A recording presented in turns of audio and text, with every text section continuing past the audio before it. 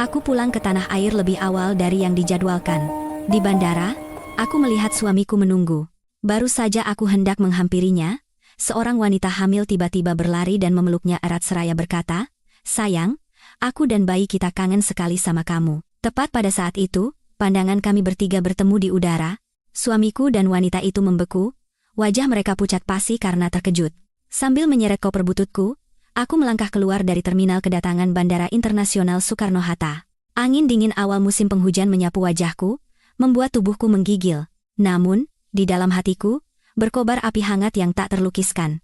Selama 2 tahun terakhir, aku menjadi tenaga kerja wanita di negeri orang, melakukan segala macam pekerjaan kasar mulai dari mencuci piring hingga mengemas barang di gudang pendingin. Sedikit demi sedikit, aku mengumpulkan rupiah dan mengirimkannya ke Indonesia. Akhirnya, aku, Ratna Sari Dewi, telah kembali. Aku sengaja mengubah tiket pesawatku 2 hari lebih awal untuk memberi kejutan pada suamiku, Baskara Wijoyo, sebagai perayaan ulang tahun pernikahan kami yang kelima. Selama penerbangan yang panjang dan melelahkan, aku tidak bisa tidur. Tanganku terus meraba-raba foto pernikahan kami yang usang di dalam dompet, membayangkan betapa bahagianya Baskara saat melihat istrinya muncul tiba-tiba di depan rumah. Suasana bandara hari ini begitu ramai dan sesak. Suara pengumuman penerbangan, gelak tawa orang-orang, dan deru roda koper di atas lantai marmer yang mengilap berbaur menjadi simfoni penyambutan.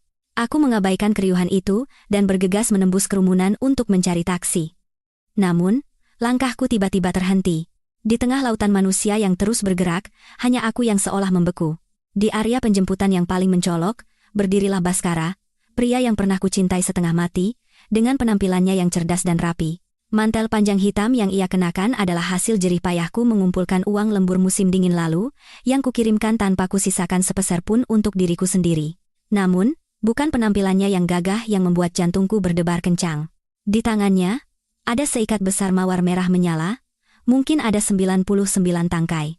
Ia menatap tajam ke arah pintu keluar dengan sorot mata penuh kerinduan dan penantian yang mendalam. Apa dia tahu aku akan datang? Inikah yang dinamakan ikatan batin suami istri? Kebahagiaan membuncah di dadaku, melenyapkan semua lelah dan sedih yang kurasakan selama 2 tahun di perantauan.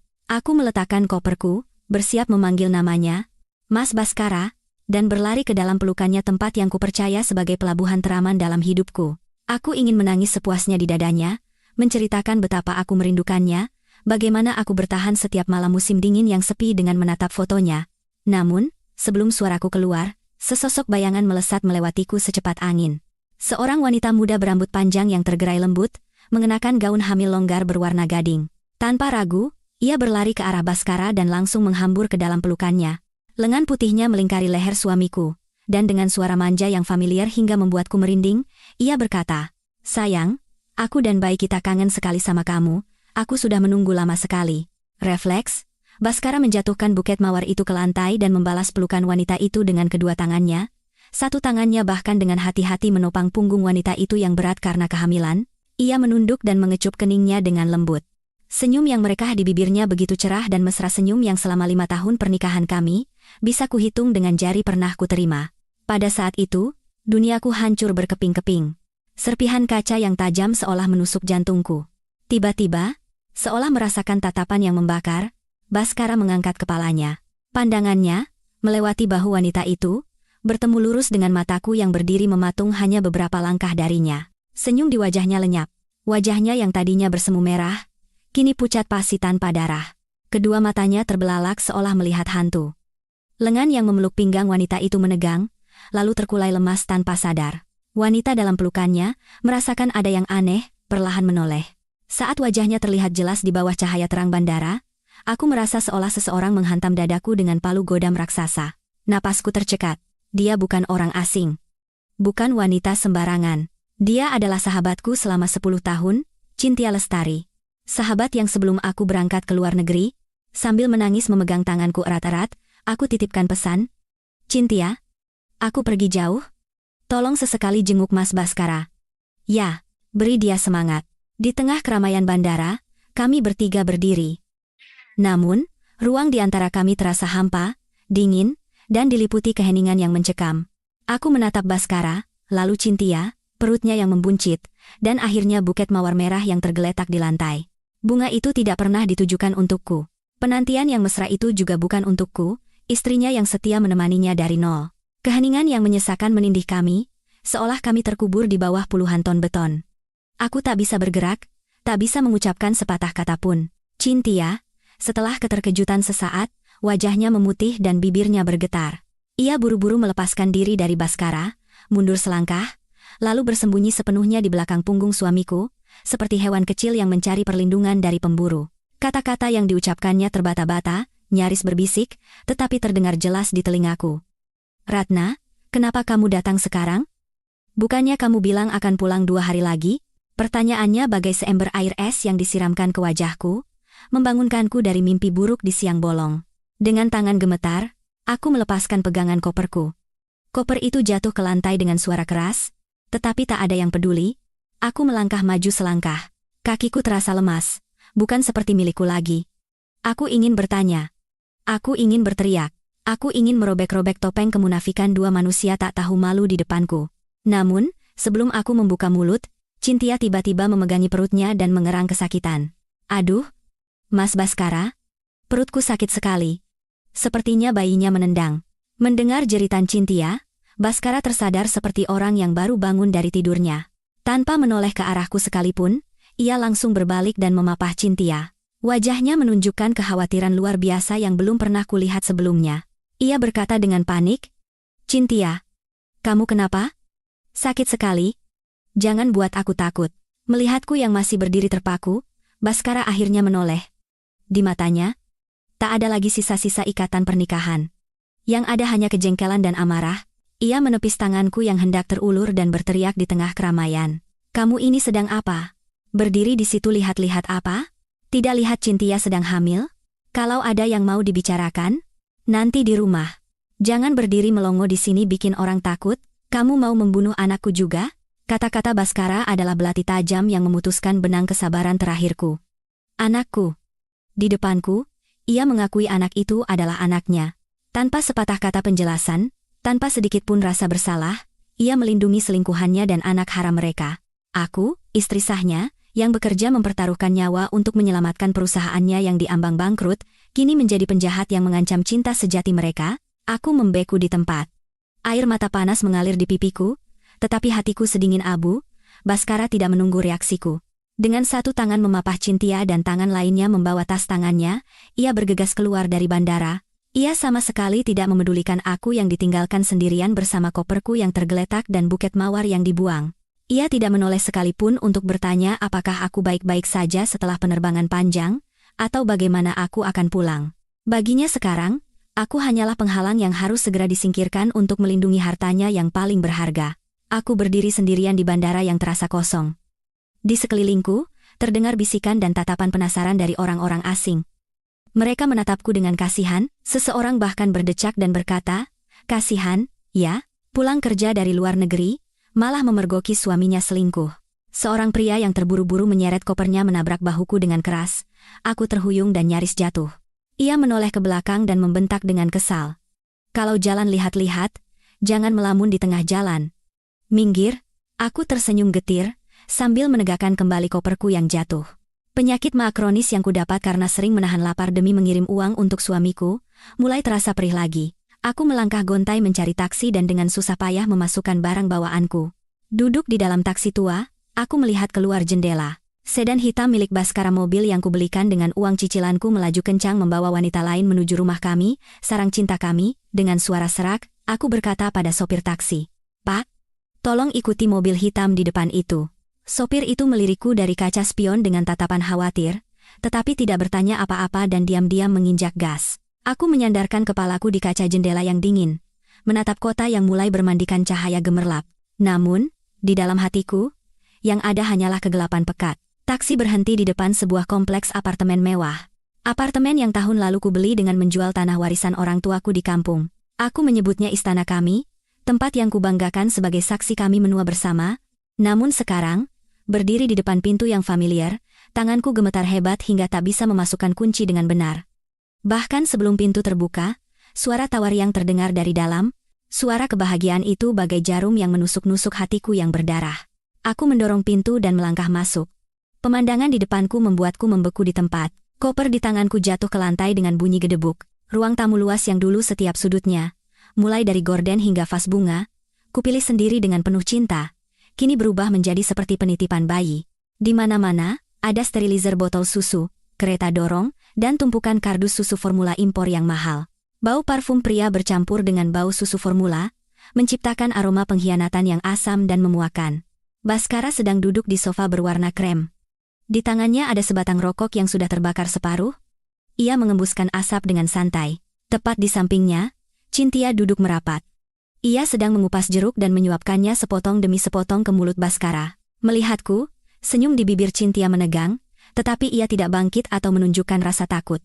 Ia hanya menyandarkan dirinya lebih dalam ke dada Baskara, menatapku dengan mata berkaca-kaca seolah aku adalah penyusup ilegal di rumahku sendiri. Baskara mematikan rokoknya di asbak dan menatapku. Tak ada sedikitpun rasa bersalah di matanya. Ia menghela napas dan berkata dengan suara dingin dan acuh tak acuh, "Sudah datang, sini, duduk. Kita perlu bicara terus terang. Karena sudah sampai begini, aku juga tidak mau sembunyi-sembunyi lagi." Dengan langkah yang terasa seberat timah, aku duduk di seberang mereka. Di rumahku sendiri, aku merasa seperti orang asing. Baskara menatapku sekilas, lalu beralih ke Cynthia. Tatapannya pada Cynthia penuh dengan kelembutan yang sudah lama tidak kuterima. Ia membuka mulut. Aku dan Cynthia saling mencintai. Selama 2 tahun kamu di luar negeri, kamu hanya gila kerja mencari uang. Kamu terlalu kuat, terlalu mandiri. Di sampingmu, aku merasa tertekan, aku tidak merasa seperti seorang pria. Tapi Cynthia berbeda. Dia membuatku merasakan kehangatan sebuah rumah. Dia wanita yang butuh dilindungi. Aku tertawa. Tawa kering seperti daun yang remuk, kehangatan rumah, meniduri sahabat istrimu dan menghamilinya saat istrimu bekerja banting tulang di negeri orang itu yang kau sebut kehangatan rumah. Baskara, di mana nuranimu? Baru saat itu Cynthia angkat bicara. Suaranya bergetar, dan air mata mulai mengalir deras. Ratna, maafkan aku. Aku tahu aku salah padamu, tapi cinta tidak bisa disalahkan. Kan? Aku tidak sengaja merebut suamimu. Aku hanya ingin melahirkan anak untuk Mas Baskara. Aku tidak butuh status. Yang penting anakku punya ayah. Aku rela menjadi orang kedua. Sambil berbicara, Cynthia berlutut di lantai, merangkak ke arahku, dan mencoba meraih tanganku. Tolong, jangan salahkan Mas Baskara, ini semua kemauanku. Dia sangat kesepian tanpamu. Aku hanya ingin mengisi kekosongan itu. Aku menarik tanganku seolah tersengat api. Rasa sakit yang luar biasa melilit perutku melihat ketidakberdayaan sahabat 10 tahunku. Penyakit maku yang parah, ditambah dengan guncangan mental yang hebat, membuat pandanganku berkunang-kunang. Aku memegangi perutku dan ambruk ke lantai. Dalam kesadaranku yang memudar, aku masih bisa mendengar suara Baskara berteriak pada Cynthia. Cynthia, bangun. Jangan berlutut di depan wanita seperti itu. Dia tidak pantas menerima itu darimu. Aku tersadar oleh bau desinfektan yang menyengat. Saat membuka mata, langit-langit rumah sakit yang putih berputar-putar di depan mataku. Rasa sakit di perutku sudah mereda, tetapi luka di hatiku masih menganga. Setiap tarikan napas terasa nyeri. Ketika aku mencoba bergerak, tanganku menyentuh tangan orang lain di samping tempat tidur. Aku terkejut dan menoleh. Aku berharap itu Baskara. Aku berharap semua ini hanyalah mimpi buruk dan suamiku ada di sisiku, mengkhawatirkanku. Tapi bukan. Yang duduk di sana adalah Mas Dimas. Dimas Nugraha, seniorku di universitas. Pria yang selalu diam-diam membantuku setiap kali aku kesulitan dengan tugas kuliah. Pria yang menatapku dengan mata sedih saat aku memberinya undangan pernikahanku. Melihatku sadar, Mas Dimas buru-buru membantuku duduk. Matanya penuh kekhawatiran. Ratna, kamu sudah sadar? Jangan banyak bergerak dulu, kata dokter. Kamu mengalami pendarahan lambung karena stres dan kelelahan ekstrem. Apa yang terjadi sampai kamu jadi begini? Aku menatap Mas Dimas dan melihat sekeliling kamar rumah sakit yang dingin. Mas, kenapa ada di sini? Suamiku mana? Mas Dimas ragu sejenak, lalu menghela napas dan berkata pelan. Saat kamu pingsan, ponselmu terjatuh dan sepertinya otomatis menelepon nomor terakhir di panggilan keluar. Kebetulan, sore tadi aku meneleponmu untuk menanyakan apa kamu sudah tiba di Indonesia. Aku mendengar suara ribut dan rintihanmu di seberang sana, jadi aku curiga dan langsung ke rumahmu. Saat aku tiba, pintu apartemenmu terbuka lebar, dan kamu tergeletak di lantai. Suamimu dan wanita itu sudah tidak ada. Air mata panas kembali mengalir. Saat aku pingsan, mereka meninggalkanku. Untuk menghindari masalah? Atau karena mereka tidak mau repot membawaku ke rumah sakit? Baskara? Pria yang berjanji akan menemaniku seumur hidup, Kabur bersama selingkuhannya saat istrinya terkapar tak berdaya? Aku meraih ponsel di meja samping tempat tidur. Di layar, ada puluhan panggilan tak terjawab dari ibuku di kampung. Ibu pasti punya firasat sesuatu telah terjadi. Tapi dari Baskara, tak ada satupun panggilan atau pesan. Dengan sisa harapan, aku membuka kotak masuk pesanku, tetapi tak ada bahkan sebaris kata pembelaan. Mas Dimas menatapku dengan iba. Minumlah sedikit air, biaya administrasi sudah kurus. Dokter bilang kamu harus istirahat total, dan menghindari guncangan berat. Aku tidak ingin mencampuri urusan rumah tanggamu, tapi kalau butuh bantuan, katakan saja. Aku menggelengkan kepala dan tersenyum getir. Terima kasih, Mas. Berkat Mas, nyawaku terselamatkan. Masalah rumah tanggaku, sepertinya sudah saatnya aku selesaikan sendiri. Aku melihat keluar jendela. Malam sudah pekat. Cahaya lampu jalan memantul di kaca, meninggalkan jejak belang-belang. Seperti bekas luka di hatiku. Selagi aku berjuang antara hidup dan mati di sini, di mana Baskara, pasti sedang sibuk menenangkan Cynthia, membeli perlengkapan bayi, dan membangun keluarga yang begitu ia dambakan. Kesepian yang lebih dingin dari musim dingin di negeri orang menyelimutiku. Aku sadar, dalam pernikahan ini, aku telah kehilangan segalanya. Keesokan paginya, meskipun dokter dan Mas Dimas melarang, aku bersikeras untuk pulang. Aku tidak bisa hanya berbaring di rumah sakit menunggu kematian. Aku harus kembali ke rumah, menghadapi segalanya, dan mengakhirinya. Mas Dimas mengantarku sampai ke lobi apartemen dan baru pergi setelah memastikan aku masuk ke dalam lift. Saat aku membuka pintu, rumah itu masih berantakan seperti kemarin, tetapi bau rokoknya semakin pekat. Baskara duduk di sofa, asbak di depannya penuh dengan puntung rokok.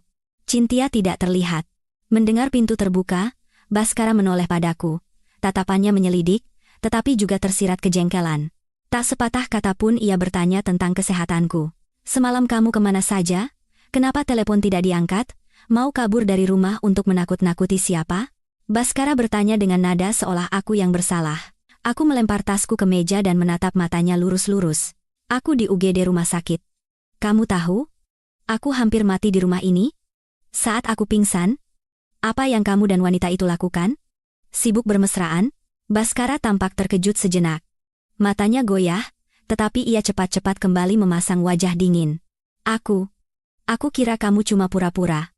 Cynthia sedang hamil, dia kaget melihat darah, jadi aku harus membawanya istirahat di kamar. Aku tidak tahu kalau kamu benar-benar pingsan. Pura-pura? Aku tertawa hampa. Tawa itu terdengar begitu menyedihkan. Baskara, kita sudah hidup bersama selama 5 tahun. Aku bekerja mempertaruhkan nyawa selama 2 tahun untuk menghidupimu. Dan di matamu, nyawaku hanya sebuah sandiwara? Tepat pada saat itu, pintu kamar tidur terbuka. Cynthia keluar. Ia mengenakan piyama sutra merah kesayanganku yang kubeli saat bulan madu. Sambil mengelus perutnya, ia berkata dengan suara manja dan wajah mengantuk. Mas Baskara, bayinya nendang lagi. Masuk sini dong, ajak dia ngobrol. Melihatku, Cynthia pura-pura terkejut dan bersembunyi di belakang Baskara. Oh, Ratna sudah pulang. Maaf. Ya. Aku tidak punya baju ganti. Jadi aku pinjam piyamamu. Kamu tidak marah? Kan? Ketidakbermaluannya melampaui imajinasiku. Tidak cukup merebut suami dan rumahku, sekarang ia mengenakan piyamaku dan pamer di depanku. Baskara memeluk pinggang Cynthia dan menatapku dengan tatapan menantang. Sudah cukup. Cynthia sedang mengandung anakku. Dia butuh ketenangan. Cuma karena satu piyama, jangan jadi egois begitu. Egois? Aku mengulangi kata itu. Rasa pahit memenuhi mulutku. Ya? Aku yang egois? Kalian berdua yang mulia? Cinta kalian yang agung? Kalau begitu, kalian berdua yang agung, silakan keluar dari rumahku sekarang juga. Cynthia mulai terisak, air matanya dengan cepat membasahi bahu Baskara. Ratna, aku tahu aku salah. Tapi aku benar-benar mencintai Mas Baskara. Cinta kami tulus. Tolong jangan pisahkan kami.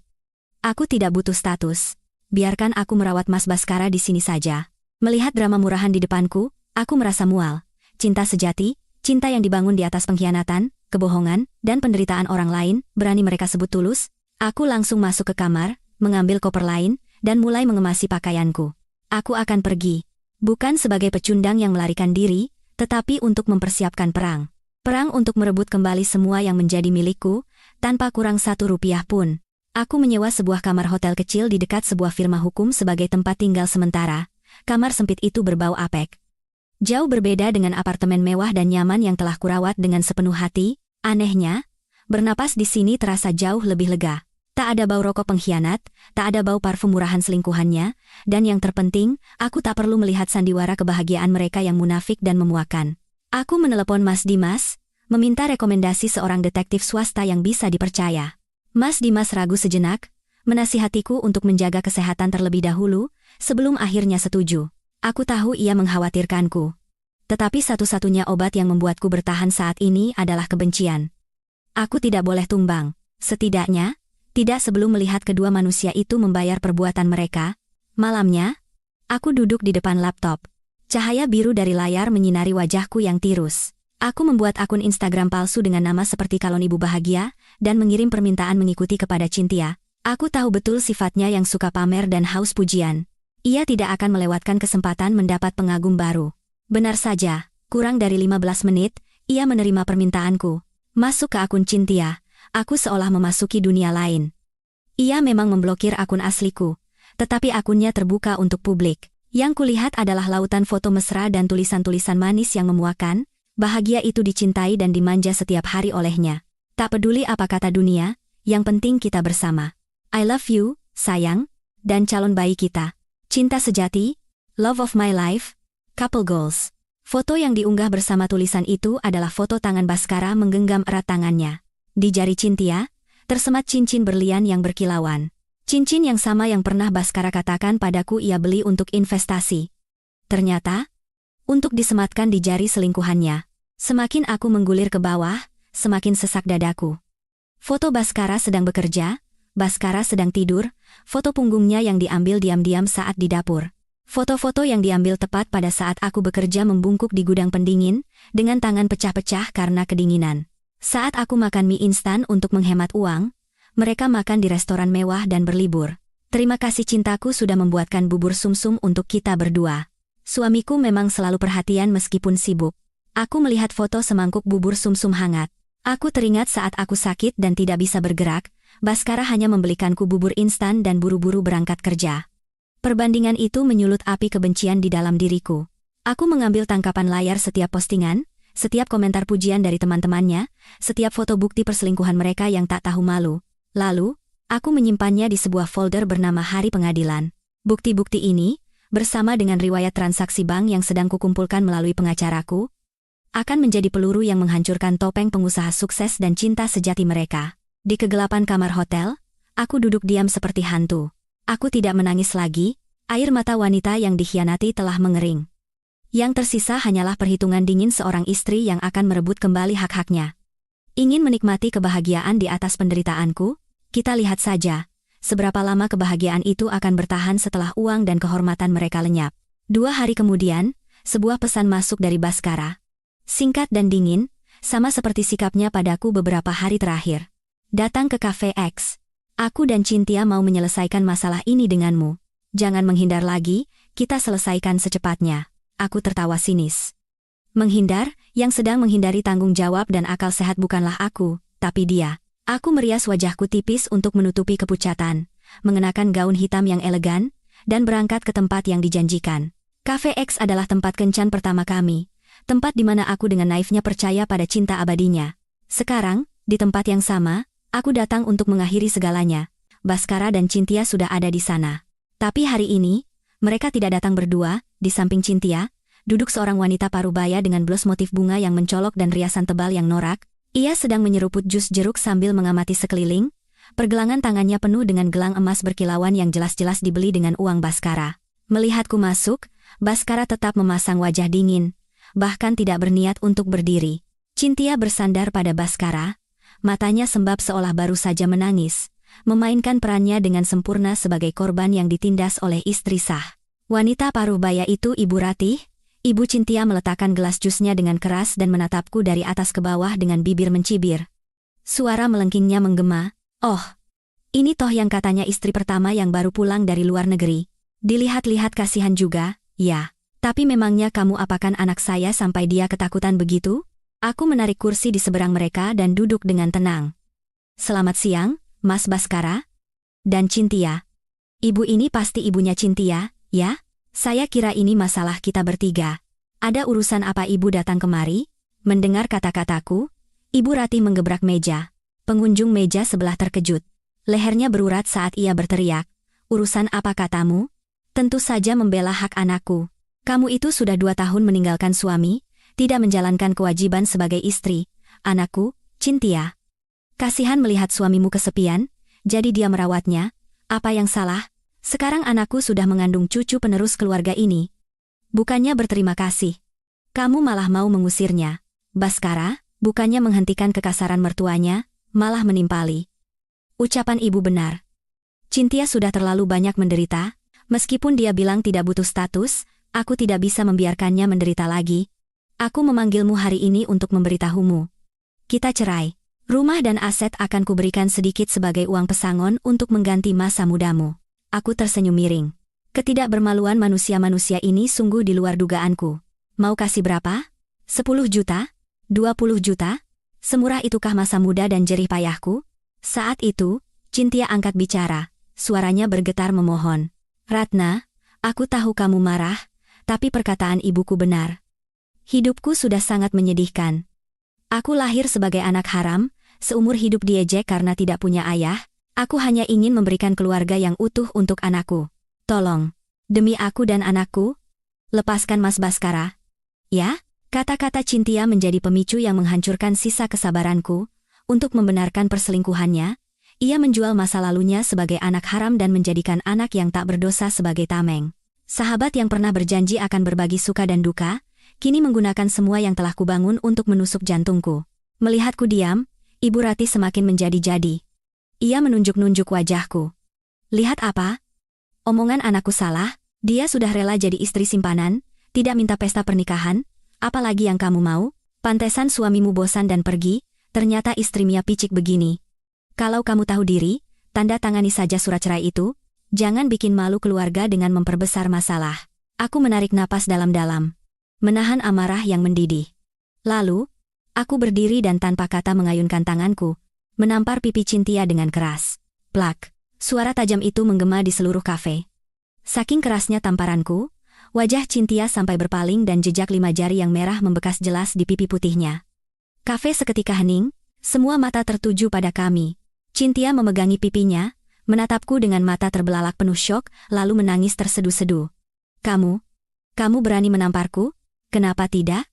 Aku menatap matanya tajam dan menggeram. Tamparan ini hadiah untuk persahabatan 10 tahun kita yang sudah mati. Tidak butuh status? Lalu anak di perutmu itu pajangan? Kamu mau anakmu memanggilku apa? Ibu tiri? Atau pacar ayahnya? Hentikan sandiwara korbanmu itu. Aku tahu kamu sudah main gila dengan suamiku bahkan sebelum aku berangkat. Aku tahu apa yang kalian lakukan di tempat tidurku saat kalian datang ke rumahku. Sandiwara sudah berakhir. Aku muak dengan kemunafikan kalian. Wajah Cynthia pucat pasi. Ia tidak menyangka aku tahu sebanyak itu. Ibu Ratih, melihat anaknya ditampar, berlari hendak menjambak rambutku, tetapi aku dengan cepat menyambar gelas jus jeruk di meja dan menyiramkannya tepat ke wajahnya. Bu, kalau ibu mengajari anak ibu cara merebut suami orang, seharusnya ibu juga mengajarinya cara menerima tamparan. Jangan sembarangan bicara di sini. Saya bukan anak ibu. Aku mengambil tasku dan merapikan penampilanku. Lalu, aku menoleh ke arah Baskara. Kita bertemu di pengadilan. Dan ingat baik-baik kata-kataku hari ini. Hutang kalian padaku, baik perasaan maupun uang, akan kutagih sampai lunas, tanpa kurang 1 rupiah pun.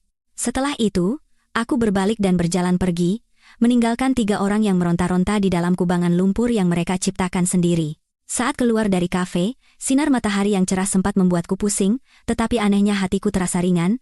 Aku tiba di kantor pengacara tepat pada waktu yang dijanjikan. Di tanganku, ada setumpuk berkas tebal berisi bukti-bukti yang kukumpulkan semalaman, riwayat transaksi bank dan tangkapan layar Instagram. Pengacara Chandra, yang direkomendasikan Mas Dimas, adalah seorang pria parubaya yang tenang dan berwibawa. Ia memeriksa berkas-berkas itu dan mengangguk puas. Bukti perselingkuhannya jelas, dan bukti bahwa suami Anda menggunakan harta bersama untuk kepentingan pribadi juga cukup kuat. Kita berada di posisi yang sangat menguntungkan. Baskara juga sudah ada di sana bersama pengacara perusahaannya. Melihatku, ia tertawa sinis dengan ekspresi arogan. Ia melemparkan surat cerai yang sudah disiapkannya ke atas meja. Tanda tangani, rumah itu jadi milikku. Cynthia dan bayinya butuh tempat tinggal yang stabil. Untukmu, Aku kasih 30 juta. Hubungan kita selesai. Jangan serakah. Perusahaan ini kubangun dengan darah dan keringatku. Kamu tidak punya andil apa-apa. Jadi jangan bermimpi. Aku mengambil surat cerai itu, membacanya sekilas, lalu merobeknya menjadi serpihan-serpihan kecil di depan mata Baskara. Di keheningan ruang rapat, suara kertas yang disobek terdengar seperti ejekan terhadap kenaifan dan keserakahannya. Aku mengeluarkan tuntutan pembagian harta yang telah disiapkan. Pengacara Chandra dari tasku dan mendorongnya ke hadapan Baskara. Aku tidak butuh 30 jutamu itu. Aku berkata dengan jelas dan tegas. Aku menuntut 80% dari harta bersama. Apartemen yang kita tinggali saat ini, tanah di kampung yang kau beli atas nama ibumu, dan yang terpenting, 50% saham perusahaanmu. Baskara melompat berdiri, wajahnya memerah karena marah. Kamu gila? 80%? Kamu pikir kamu siapa? Kamu cuma ibu rumah tangga biasa? Apa yang kamu tahu tentang bisnis sampai menuntut saham? Perusahaan ini kubangun dari nol. Jangan mimpi. Pengacara Chandra dengan tenang membuka mapnya dan meletakkan salinan riwayat transaksi bank di depan Baskara. Pak Baskara, harap tenang. Menurut bukti yang kami miliki, modal awal perusahaan sebesar 1 miliar rupiah 5 tahun lalu adalah uang yang ditransfer dari rekening orang tua Ibu Ratna. Dengan kata lain, uang hasil penjualan tanah keluarga Ibu Ratna. Dan selama 3 tahun awal saat perusahaan merugi, seluruh gaji, bonus, dan pendapatan tambahan Ibu Ratna dimasukkan ke rekening perusahaan untuk membayar gaji karyawan dan biaya operasional. Kalau ini bukan kontribusi, lalu apa namanya? Baskara membeku melihat angka-angka yang tak terbantahkan di riwayat transaksi itu. Ia tergagap, itu kan Ratna melakukannya dengan sukarela. Wajar kan suami istri saling membantu? Akan menjadi wajar jika Anda setia? Potongku dengan dingin. Tapi Anda mengkhianatiku, menggunakan uangku untuk menghidupi selingkuhanmu, membelikannya mobil dan rumah. Anda telah melanggar janji suci pernikahan dan menyebabkan kerugian mental dan material padaku. Jika Anda tidak menyetujui tuntutan ini, aku akan menuntutmu atas kasus perselingkuhan, penipuan, dan penyembunyian aset. Saat itu, bukan hanya uang yang akan hilang, tapi juga kehormatanmu. Dan karena memalsukan tanda tanganku di surat pinjaman, kamu bisa dipenjara. Pikirkan baik-baik. Baskara menatapku kosong, seolah baru pertama kali melihat istri yang selama ini ia remehkan. Di matanya, bukan lagi penghinaan, melainkan ketakutan. Ia tahu aku tidak main-main. Tanpa memberinya kesempatan untuk pulih, aku melancarkan serangan berikutnya. Kabar bahwa Baskara Wijoyo berselingkuh dengan sahabat istrinya dan mengusir istri yang telah berkorban untuknya menyebar seperti badai di perusahaannya. Aku tidak menyebarkannya secara langsung, aku hanya secara tak sengaja membocorkan beberapa foto dan cerita kepada seorang karyawati yang terkenal suka bergosip, yang pernah kubantu di masa lalu. Hanya dalam semalam, grup chat internal perusahaan meledak, foto-foto Cynthia datang ke kantor dengan perut buncit, kemesraan mereka yang terang-terangan di kantor, semua muncul kembali dan diinterpretasikan dengan sudut pandang yang sama sekali baru. Ya ampun. Wanita yang sering datang ke kantor itu, si Cynthia, ternyata sahabatnya Bu Ratna. Kok bisa setega itu? Ya, pantesan akhir-akhir ini Pak Baskara boros banget beli tas-tas mahal, ternyata semuanya pakai uang kiriman Bu Ratna. Bergaya jadi pengusaha sukses. Ternyata hidup dari keringat istri. Memalukan, dengar-dengar Bu Ratna kerja keras di luar negeri untuk menutupi kerugian perusahaan. Begitu perusahaan stabil, istrinya malah dibuang dan selingkuhannya dibawa masuk. Manusia tidak tahu berterima kasih. Bisikan-bisikan itu bergema di mana-mana, dari pantry, lift, hingga toilet. Setiap kali Cynthia muncul di kantor dengan perut buncitnya untuk pamer, ia tidak lagi menerima tatapan iri atau cemburu. Yang ada hanyalah tatapan menghina dan tawa sinis di belakang punggungnya. Suatu kali, saat Cynthia menunggu lift, ia berpapasan dengan sekelompok karyawati, salah satu dari mereka sengaja berkata dengan suara keras. Teman-teman, aku kemarin baca artikel di internet, ada tuh perempuan yang merebut suami sahabatnya, terus berlagak kayak dia istri sahnya. Apa ya sebutannya? Oh, pelakor berkedok sahabat. Atau ular berbisa. Kelompok itu tertawa terbahak-bahak. Wajah Cynthia memerah padam, ia menunduk dalam-dalam saat masuk ke dalam lift. Ia hanya pandai berakting lemah di depan pria.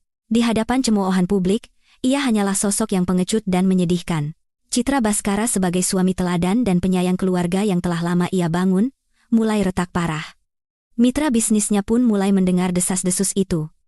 Mereka menatap Baskara dengan curiga. Bisakah seorang pria yang tidak bisa menjaga kesetiaan pada istri yang menemaninya dari nol dipercaya sebagai mitra bisnis? Kontrak-kontrak yang hampir ditandatangani tiba-tiba ditunda, dan telepon dari klien semakin jarang, Baskara mulai merasakan tekanan dari opini publik. Harga dari pengkhianatannya tidak hanya mengancam rumah tangganya, tetapi juga bisnis yang menjadi pertaruhan hidupnya. Sebelum opini di kantor mereda, tsunami yang lebih besar dan kejam menerjang.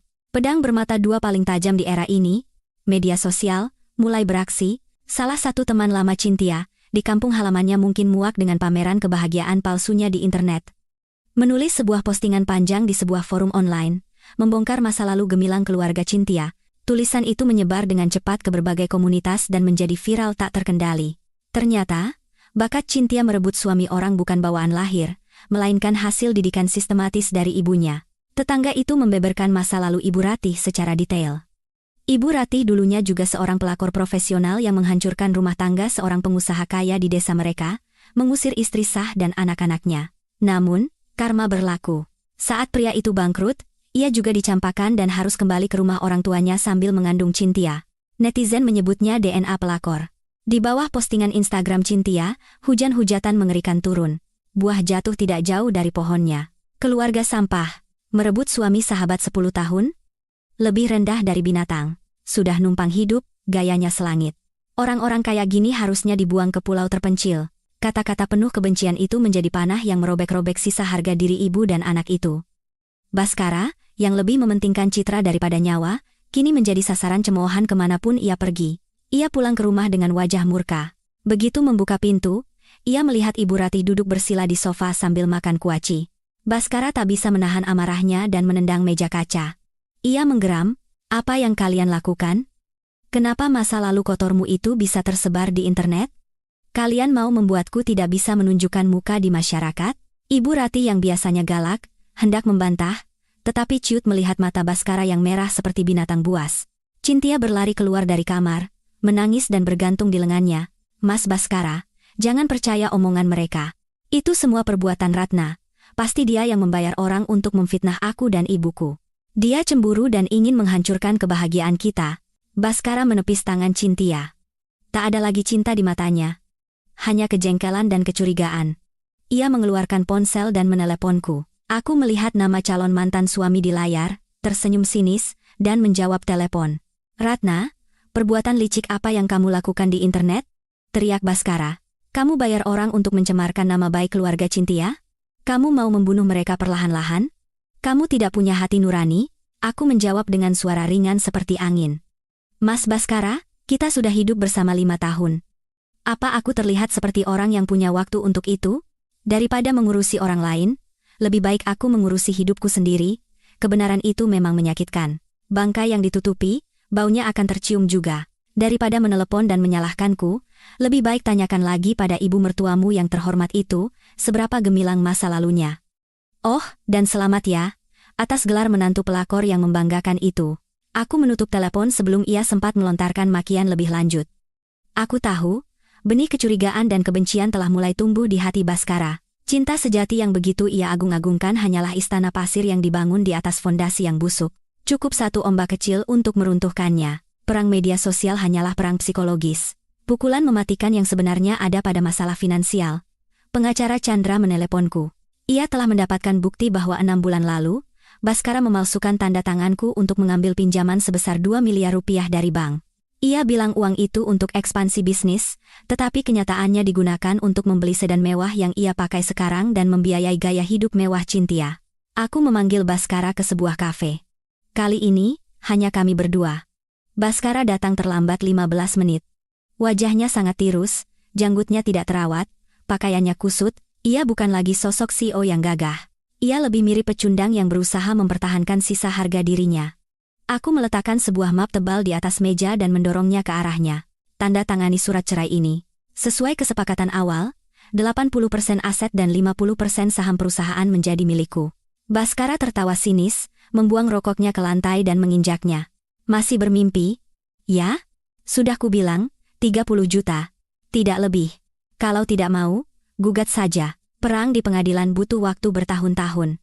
Kita lihat saja siapa yang lebih lelah." Aku diam-diam mengeluarkan selembar kertas lain dari map dan meletakkannya dengan tenang di depannya. Itu adalah hasil analisis keaslian tanda tangan dan salinan kontrak pinjaman bank. "Lihat baik-baik," kataku dengan suara pelan namun tegas. Ini bukti kamu memalsukan tanda tanganku untuk meminjam 2 miliar. Kamu menjaminkan aset bersama tanpa persetujuanku dan memalsukan tanda tangan. Ini adalah kejahatan penipuan dan pemalsuan dokumen. Dengan jumlah sebesar ini, kamu bisa dipenjara 12-20 tahun, Mas Baskara. Wajah Baskara pucat pasi. Tangannya yang memegang kertas itu bergetar hebat. Ia tahu betul bahwa itu asli. Ia mengangkat kepalanya menatapku. Matanya penuh ketakutan. Ratna, kamu mau memenjarakanku? Kita pernah jadi suami istri. Suami istri?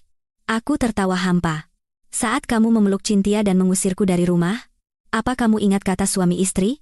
Pilihannya ada 2. Pertama, tanda tangani surat cerai ini sesuai syaratku. Dengan begitu, meskipun hanya jadi boneka, kamu masih bisa mempertahankan posisi CEO dan kebebasanmu. Kedua, aku serahkan surat gugatan ini ke polisi. Kamu masuk penjara, perusahaan bangkrut, dan selingkuhanmu yang cantik itu harus menjengukmu di tahanan. Baskara menundukkan kepalanya ke meja, memeganginya dengan kedua tangan. Bahunya bergetar. Ia sadar. Tidak ada lagi jalan keluar. Ia telah meremehkan tekad seorang wanita yang telah ia dorong ke tepi jurang. Bisnisnya, kehormatannya, kebebasannya, semuanya ada di tanganku. 10 menit kemudian, Baskara mengangkat kepalanya dengan mata merah. Ia mengambil pulpen dan dengan tangan gemetar menandatangani surat pengalihan aset dan kesepakatan cerai. Tanda tangannya tampak kasar dan kaku. Seolah sedang mengiris dagingnya sendiri. Hebat kamu, Ratna, desis Baskara sambil mendorong surat-surat itu ke arahku. Kamu menang. Tapi jangan sombong dulu. Kamu tidak akan hidup tenang memeluk tumpukan uang itu. Kamu wanita berhati iblis. Aku menerima surat-surat itu, memeriksa setiap tanda tangan dengan teliti, lalu memasukkannya ke dalam tas. Aku berdiri dan menatap pria yang pernah kucintai dengan tulus, yang kini menjadi sosok hina dan serakah. Terima kasih atas pujiannya. Aku menjadi iblis berkat kamu. Dan jangan khawatirkan aku. Urus saja dirimu dan istana barumu yang penuh badai itu. Aku melangkah keluar dari kafe. Langit begitu biru, angin terasa sejuk. Beban seberat ribuan ton yang menekan pundakku akhirnya terangkat. Aku menang, tetapi lebih dari rasa kemenangan, yang kurasakan adalah kesedihan atas tahun-tahun masa muda yang kuhabiskan untuk orang yang salah. Pada hari putusan cerai diketuk di pengadilan, hujan deras tiba-tiba turun seolah hendak membersihkan debu masa lalu. Aku dan Baskara keluar dari gedung pengadilan, masing-masing memegang salinan akta cerai. Kami resmi menjadi orang asing. Cynthia sudah menunggu di depan pintu dengan payung. Perutnya yang buncit terlihat jelas di balik gaun longgarnya. Melihat Baskara keluar, ia berlari menghampiri, memeluk lengannya dengan posesif, dan menatapku dengan tatapan penuh kemenangan. Di mata Cynthia, perceraian Baskara denganku adalah sebuah kemenangan gemilang. Ia berpikir, kini ia telah menjadi Nyonya Wijoyo seutuhnya, masuk ke dalam keluarga kaya, dan akan memiliki seluruh harta Baskara. Tanpa tahu bahwa keluarga kaya itu kini hanyalah cangkang kosong, dan pria di sampingnya berada di ambang kebangkrutan. Aku berhenti sejenak, menatap pasangan sempurna yang dibangun di atas kebohongan itu, lalu aku tersenyum. Senyum ringan penuh iba. Selamat. Ya? Akhirnya cinta sejati kalian berbuah manis. Semoga langgeng sampai kakek nenek. Baskara mendengus dan membuang muka. Ia mengerti sindiran di balik ucapanku. Tetapi Cynthia tidak. Ia membusungkan dada sambil mengelus perutnya, dan menyahut ketus, "Terima kasih, tidak usah khawatir. Aku akan 100.000 kali lebih baik merawat Mas Baskara, dan anak kami daripada kamu.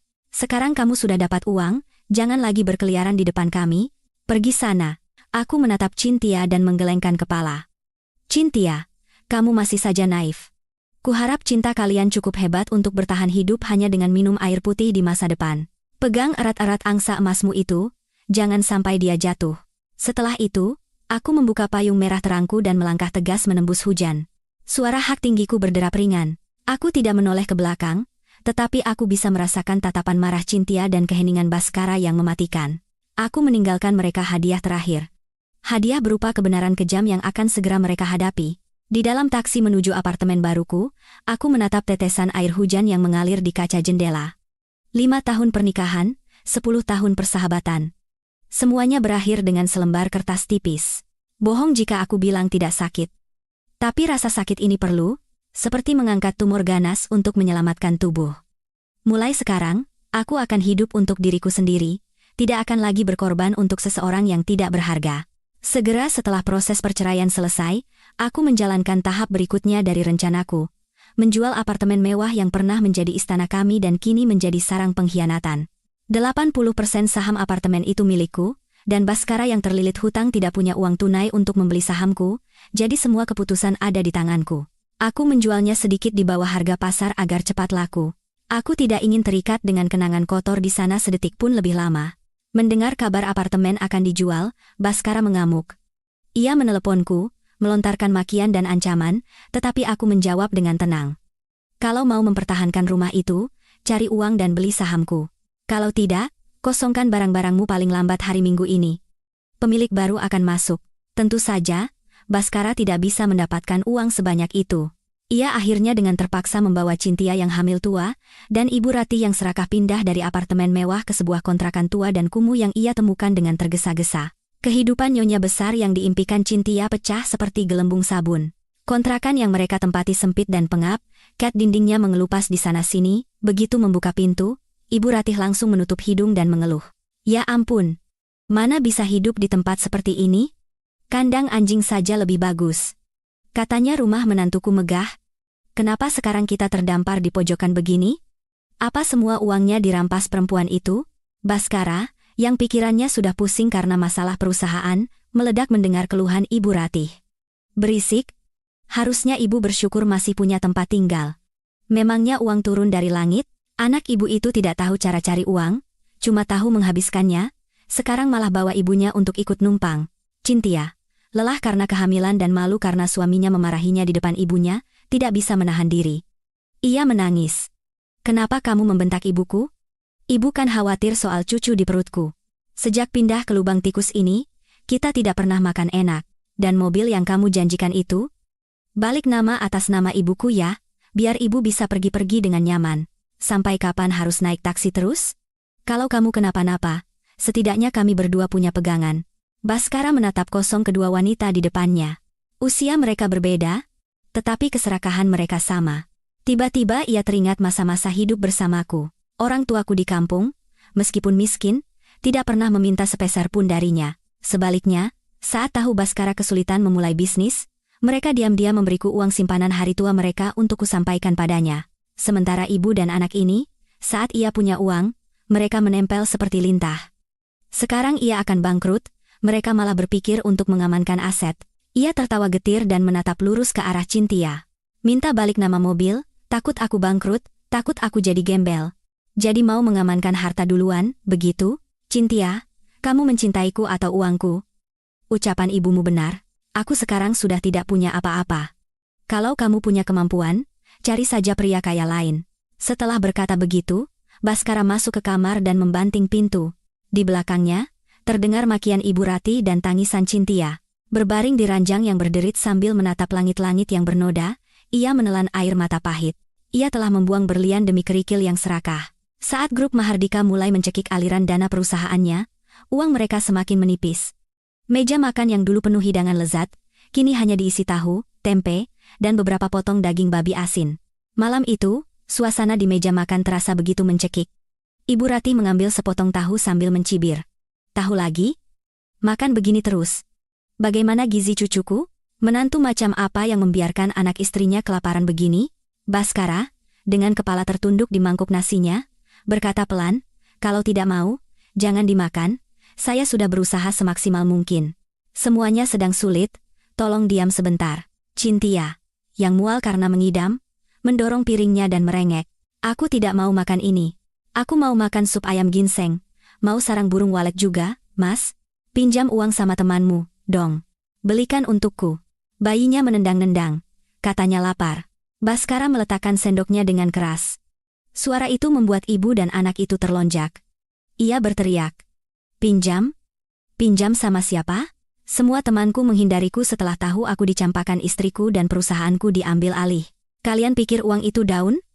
Kalau mau makan enak, cari sendiri. Dihardik seperti itu, Cynthia meledak dalam tangis. Ia mengambil ponselnya dan meneleponku. Aku sedang membaca buku. Nomornya tidak kukenal, tetapi aku punya firasat itu Cynthia. Aku mengangkatnya. Halo? Begitu aku bersuara, tangisan pecah di seberang sana. Ratna, kamu benar-benar iblis. Gara-gara kamu mengambil semua uang Mas Baskara, aku jadi menderita begini. Tolong kirimi aku uang. Aku sedang hamil, harus makan yang bergizi. Kamu kan juga perempuan. Apa kamu tidak kasihan padaku? Aku tidak percaya dengan apa yang kudengar. Ketidakbermaluannya sudah mencapai tingkat patologis. Aku tertawa sinis dan menjawab dengan dingin. Cynthia, kamu salah sambung. Aku bukan ibumu, bukan juga lembaga amal. Waktu kamu merebut suamiku, kamu bilang cinta sejati tidak butuh materi. Sekarang kalau lapar, makan saja cintamu itu, atau minum air putih, jangan ganggu aku lagi. Aku sedang sibuk menikmati hidup sebagai single kaya raya. Aku menutup telepon dan memblokir nomornya. Aku bisa membayangkan Cynthia yang melempar ponselnya karena putus asa dan Baskara yang memegangi kepalanya karena frustrasi. Kehidupan indah yang mereka impikan ternyata adalah jalan berduri menuju jurang. Nasi berlauk air mata dan pertengkaran tiada henti akan menjadi lagu latar pernikahan hasil curian mereka. Di bawah kendali Pak Suryo Pranoto, perusahaan yang menjadi kebanggaan Baskara mulai dibongkar tanpa ampun. Dengan data analisis yang kuberikan, Pak Suryo yang telah memahami semua kelemahan perusahaan, membanting harga produk andalan hingga tak ada lagi keuntungan, dan membajak semua tenaga ahli kunci yang pernah Baskara anggap sebagai saudara dengan tawaran yang fantastis. Baskara, seperti jenderal yang kehilangan pasukannya, tak berdaya melihat pasarnya direbut, penjualan anjlok, stok menumpuk, dan telepon dari bank untuk menagih utang datang setiap hari. Dalam rapat umum pemegang saham, Baskara menggebrak meja dan menyalahkan karyawannya, tetapi tidak pernah mengakui ketidakmampuannya sendiri. Aku membaca berita ekonomi, sambil menyeruput kopi di apartemen baruku, PT Wijaya Perkasa diambang kebangkrutan, petinggi kunci ramai-ramai mengundurkan diri. Lebih dari rasa puas, yang tersisa hanyalah kesadaran mendalam akan hukum karma. Baskara merasa dirinya hebat, tetapi tahtanya dibangun di atas pengorbananku. Saat aku menarik fondasi itu, istana pasirnya tak bisa tidak runtuh. Baskara bahkan sampai meminjam uang dari rentenir demi menyelamatkan sisa-sisa perusahaannya. Semakin ia meronta, semakin kencang jerat utang melilit lehernya. Suasana di rumah menjadi sangat menyesakan. Tuntutan uang dari mertua, tangisan istri, dan telepon dari penagih utang, rumah menjadi penjara bagi jiwanya. Ia menjadi takut untuk pulang. Sepulang kerja, bukannya berlari menuju cinta sejatinya, ia malah singgah dari satu warung remang-remang ke warung lainnya, mabuk untuk melupakan kenyataan. Suatu hari, ia pulang dan melempar tasnya dengan kesal. Aku ada perjalanan dinas keluar kota selama seminggu. Ada investor besar yang mau mendanai kita. Kalau proyek ini berhasil, hidup kita akan berubah. Cynthia, matanya berbinar mendengar kata uang, tetapi tak bisa menyembunyikan kecurigaannya. Benar dinas? Bukan kabur? Kan? Atau jangan-jangan kamu punya perempuan lain? Akhir-akhir ini kamu aneh. Baskara terkejut dan membentak. Jangan bicara sembarangan. Aku kerja. Bukan main-main. Lihat kondisi rumah ini. Tanpa uang? Kita mau hidup bagaimana? Sebenarnya, perjalanan dinas dan investor itu bohong. Itu adalah drama pelarian untuk menjauh dari dua wanita serakah itu. Ia mengumpulkan sisa uangnya, menyewa sebuah motel murah di pinggiran kota, mematikan ponselnya, dan mengurung diri di sana. Namun, pelarian pengecutnya justru menjadi pemicu tragedi yang lebih besar. Di rumah, Ibu Ratih menanamkan berbagai kecurigaan di kepala Cynthia. Pergi kemana dia sampai telepon dimatikan? Pasti selingkuh. Laki-laki itu semua sama. Kalau tidak dipegang erat, uangnya akan habis untuk perempuan lain. Kecurigaan mengubah Cynthia menjadi monster pencemburu. Ia menelepon Baskara ratusan kali, tetapi yang terdengar hanyalah nada telepon tidak aktif. Ibu Ratih memutuskan untuk membuntutinya sendiri. Dengan pengalamannya di masa lalu, ia menggali informasi dari satpam di perusahaan lama Baskara dan melacaknya berdasarkan petunjuk samar. Kebetulan, pada hari kelima perjalanan dinas, Baskara benar-benar punya janji. Bukan dengan investor, melainkan dengan seorang pimpinan wanita dari perusahaan rentenir harapan terakhirnya untuk menyelamatkan perusahaan. Pertemuan itu diadakan di sebuah kafe yang tenang. Sambil berusaha menyembunyikan penampilannya yang kuyu, ia mati-matian meyakinkan wanita elegan di depannya untuk meminjamkan uang. Tepat saat Baskara membungkuk untuk menuangkan teh dengan sopan demi mengambil hatinya, Ibu Ratih datang. Melihat pemandangan itu dari balik jendela kaca, amarahnya meledak. Ia menyerbu masuk ke dalam kafe seperti badai. Tertangkap kau. Dasar bajingan. Katanya dinas. Ternyata main perempuan di sini. Teriak Ibu Ratih sambil menjambak rambut pimpinan wanita itu dan hendak menamparnya. Wanita itu menjerit, cangkir teh di meja tumpah membasahi gaun mahalnya. Baskara pucat pasi dan mencoba melerai mereka. Ibu, apa yang ibu lakukan? Lepaskan beliau. Ibu sudah gila, aku tidak gila. Perempuan jalang ini tidak akan kubiarkan. Beraninya selingkuh saat istrinya hamil tua di rumah. Pengunjung kafe mulai berbisik dan merekam video. Pimpinan wanita itu berhasil melepaskan diri, wajahnya merah padam karena marah, dan menunjuk ke arah Baskara. Pak Baskara, saya kira Anda orang baik-baik yang sedang kesulitan, makanya saya mau membantu. Saya tidak tahu kalau keluarga Anda sekasar ini. Jangan hubungi saya lagi, dan siapkan ganti rugi untuk gaun saya ini. Ia pergi, meninggalkan Baskara yang termangu di tengah tatapan hina orang-orang dan mertuanya yang merasa menang besar. Baskara menyeret Ibu Ratih pulang dan membanting pintu. Ia menatap mertua dan istrinya dengan mata penuh kebencian. Sekarang kalian puas, geramnya? Kalian tahu siapa yang baru saja kalian serang? Dia harapan terakhirku. Satu-satunya orang yang bisa menyelamatkan perusahaan ini. Tapi kalian memukulnya dan memanggilnya jalang. Kalian membunuhku. Kalian memutus napas terakhir keluarga ini. Ibu Ratih baru menyadari gawatnya situasi, tetapi masih membela diri. Ya, salah sendiri bertingkah mencurigakan. Katanya dinas, kenapa bertemu dengan perempuan lain?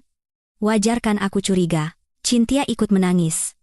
Mas, ibu kan begitu karena khawatir padaku. Kalau tidak bisa pinjam di sana, kan bisa pinjam di tempat lain. Tempat lain? Baskara tertawa seperti orang gila. Kamu pikir pinjam uang itu semudah beli sayur di pasar? Kamu tahu berapa banyak orang yang harus kusujudi untuk bisa membuat janji hari ini? Kalian berdua ini bencana. Sejak aku berhubungan dengan kalian, hidupku hancur. Ia membalikan meja makan. Piring pecah berantakan, makanan tumpah ke lantai. Ia menunjuk ke arah Cynthia dan berteriak. Aku menyesal. Meninggalkan Ratna demi kamu adalah kesalahan terbesar dalam hidupku. Ratna memberiku uang, tapi kalian berdua hanya menghancurkan hidupku. Pergi kalian semua dari hadapanku. Cynthia membeku. Untuk pertama kalinya, Baskara mengakui penyesalannya, mengakui bahwa aku lebih baik darinya. Kebenaran kejam itu menembus jantungnya. Malam itu, hujan deras mengguyur Jakarta. Aku sedang membaca buku di bawah cahaya lampu yang hangat. Tiba-tiba, bel pintuku berbunyi bertubi-tubi. Di layar interkom, tampak Baskara, mabuk dan basah kuyup, bersandar di pintuku. Ia bukan lagi CEO yang elegan. Ia seperti gelandangan. Aku tidak membuka pintu, hanya menjawab melalui interkom dengan dingin. Ada apa malam-malam begini? Kalau mabuk, pulang saja ke anak istrimu. Jangan ganggu aku. Mendengar suaraku, ia menatap ke arah kamera. Matanya merah, wajahnya basah oleh air hujan dan air mata. Ratna, aku salah. Aku menyesal. Tolong buka pintunya, sebentar saja. Aku berdiri di balik pintu, mendengarkan permohonan pria yang pernah menjadi duniaku. Hatiku tidak goyah sedikit pun. Ia menyesal bukan karena mencintaiku. Ia menyesal karena uangnya habis dan ia terpojok. Jika perusahaannya masih jaya dan Cynthia masih bermanja-manja, akankah ia mengingat istri yang menemaninya dari nol ini? Ratna, tolong aku. Aku tidak mau pulang ke rumah itu. Aku takut. Aku mengambil ponsel dan menelepon pos keamanan. Selamat malam. Ada orang mabuk yang membuat keributan di depan pintu saya. Tolong diamankan. Beberapa menit kemudian, terdengar suara satpam menyeretnya pergi. Aku tahu, ini adalah momen terakhir Baskara datang mencariku dengan sisa harga dirinya. Besok pagi, saat mabuknya hilang, dan ia berhadapan dengan tumpukan utang, ia bahkan tidak akan punya waktu untuk mengenang masa lalu. Sejak malam itu, kemalangan datang silih berganti menimpa Baskara. Perusahaannya resmi dinyatakan bangkrut. Bank menyita aset terakhirnya, mobilnya. Ia benar-benar menjadi gembel dengan utang ratusan juta kepada rentenir. Tapi tragedi tidak berhenti di situ. Ibu Ratih yang cerdik, menyadari tidak ada lagi yang bisa diperas dari menantunya. Suatu pagi, ia mencuri uang darurat terakhir, Baskara 5 juta rupiah yang disisihkan untuk biaya persalinan Cynthia dan kebutuhan hidup lalu kabur. Aku bisa mati kelaparan kalau bersama kalian.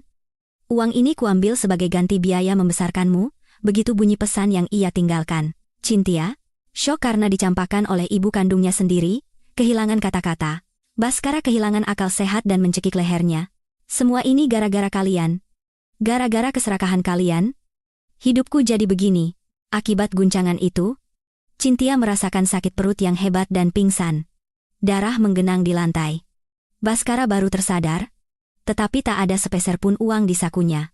Ia meminjam 50.000 rupiah dari tetangga untuk membawa istrinya ke rumah sakit. Dokter mengatakan ada tanda-tanda kelahiran prematur dan perlu operasi darurat, tetapi ia tidak punya uang untuk biaya operasi. Telepon ke teman-temannya tak ada yang menjawab. Akhirnya, Sambil menangis, ia harus menelepon orang tuanya di kampung yang selama ini ia abaikan. Cynthia melahirkan di meja operasi, bayinya lahir prematur dan harus masuk inkubator. Cynthia menderita depresi pasca persalinan, ia hanya duduk melamun sepanjang hari, mengigau hal-hal aneh seperti, "Beri aku uang. Aku mau makan enak." Kadang-kadang ia mengamuk, melempar barang, atau mencoba menyakiti bayinya yang menangis. Baskara juga tenggelam dalam keputusasaan, setiap hari mabuk. "Berisik. Kenapa menangis terus?" Ia pernah melempar botol minuman keras ke arah bayinya. Semua cerita ini kudengar dari Mas Dimas, yang kebetulan tinggal di dekat kontrakan mereka. Aku membayangkan pemandangan itu. Kamar yang gelap dan lembab, tangisan bayi yang tak berdosa, makian suami, tatapan kosong sang istri. Itu adalah gambaran sempurna bagaimana sebuah keluarga yang dibangun di atas pengkhianatan hancur berkeping-keping. Suatu malam, sebuah telepon masuk dari nomor tak dikenal. "Cynthia." Suaranya serak dan penuh keputusasaan. "Ratna. Maafkan aku. Tolong selamatkan bayiku." Bayinya demam tinggi dan kejang-kejang. Tetapi mereka diusir dari rumah sakit karena tidak bisa membayar biaya. Suaminya mabuk, memukulinya, dan mengusirnya. Ia sedang menggendong bayinya, berteduh dari hujan di bawah emperan rumah sakit. Aku memejamkan mata sejenak. Kebencian membara, tetapi aku tidak bisa mengabaikan bayi yang tidak berdosa. Aku menghubungi Mas Dimas, memintanya membayar biaya rumah sakit dan mengurus administrasi rawat inap mereka. Dia meneleponku, satu-satunya orang dengan sisa nurani di dunia yang telah ia khianati. Itu pasti hukuman batin yang lebih menyakitkan daripada ribuan makian. Nyawa bayinya terselamatkan, tetapi tragedi mereka belum berakhir. Tekanan yang terus-menerus membuat jiwa Cynthia benar-benar hancur. Suatu sore, ia meninggalkan bayinya yang tertidur di kamar dan pergi dari rumah. Ia ditemukan di atas sebuah jembatan layang. Ia menatap ke bawah sambil bergumam, "Maafkan ibu, nak." Akhirnya, ia dirawat di rumah sakit jiwa. Baskara mendengar kabar istrinya masuk rumah sakit jiwa saat sedang mabuk di sebuah warung. Ia berlari ke rumah sakit. Melihat istrinya terikat di tempat tidur sambil tertawa histeris, ia hancur lebur. Ia pulang ke rumah kosong, menggendong bayinya yang basah dan menangis, lalu meraung sejadi-jadinya. Keluarga yang ia perjuangkan dengan mengorbankan segalanya, hancur total. Istrinya gila, anaknya sakit, dan rumahnya lenyap. Waktu berlalu. Hampir setahun sejak hari-hari penuh badai itu, hidupku telah berada di jalur yang tenang dan cemerlang. Suatu sore di akhir musim kemarau, aku sedang mengemudi di pusat kota Jakarta dan berhenti di lampu merah. Tiba-tiba, mataku tertuju pada seorang pria di sepeda motor butut yang berhenti di jalur sebelah. Ia mengenakan seragam platform pengiriman makanan yang warnanya sudah pudar. Tubuhnya kurus kering, kulitnya legam terbakar matahari. Sambil menunggu lampu hijau, ia buru-buru mengunyah sepotong roti kering. Itu Baskara. Meskipun ia tampak 10 tahun lebih tua dan keanggunan masa lalunya telah terkubur debu, aku masih bisa mengenalinya. CEO yang dulu mengendarai sedan mewah, kini bekerja sebagai kurir pengantar makanan untuk menghidupi istri yang sakit dan anak yang masih kecil. Seolah merasakan tatapanku, ia menoleh. Saat empat mata kami bertemu, terhalang oleh kaca mobil, ia membeku. Roti di tangannya jatuh ke aspal. Matanya penuh dengan keterkejutan, rasa malu, dan kehinaan. Ia buru-buru menundukkan kepala, menarik helmnya lebih dalam, dan melesat pergi bahkan sebelum lampu lalu lintas berganti hijau. Aku menatap punggungnya yang bungkuk menghilang di telan keramaian. Tak ada lagi kebencian, yang ada hanyalah rasa iba pada orang asing. Ia sedang membayar harga atas kesalahannya, harga yang panjang dan sangat mahal. Hari ini, aku berdiri di atas panggung besar sebuah konferensi teknologi internasional. Sebagai kepala proyek aplikasi bioteknologi untuk pertanian, berkelanjutan proyek yang kumulai dengan seluruh uang hasil penjualan rumah dan saham perusahaan, aku menerima penghargaan inovator tahun ini. Sambil memegang trofi kristal yang berat, aku menatap ke arah penonton. Aku telah melewati badai, terperosok ke dalam lumpur pengkhianatan, dan bangkit kembali dengan kekuatanku sendiri. Di antara penonton, mataku bertemu dengan tatapan hangat Mas Dimas. Ia tersenyum lembut dan mengacungkan jempolnya padaku. Di masa-masa tersulitku, ia selalu diam-diam ada di sisiku. Mungkin, jika luka di hatiku sudah sembuh total, aku akan membuka hatiku sekali lagi dan siap menerima kebahagiaan itu. Setelah acara penghargaan selesai, aku melangkah keluar. Langit Jakarta cerah tanpa awan, biru dan tinggi, aku menarik napas dalam-dalam. Aroma kebebasan dan kesuksesan yang manis memenuhi dadaku. Diriku 2 tahun yang lalu, wanita yang mengorbankan segalanya untuk suami, sudah tidak ada lagi. Aku sadar, Seorang wanita tidak perlu menjadi bayang-bayang seseorang, tidak perlu berkorban secara buta untuk dicintai. Kebahagiaan yang paling kokoh adalah kebahagiaan yang dibangun dengan kebijaksanaan, kemampuan, dan harga diri sendiri.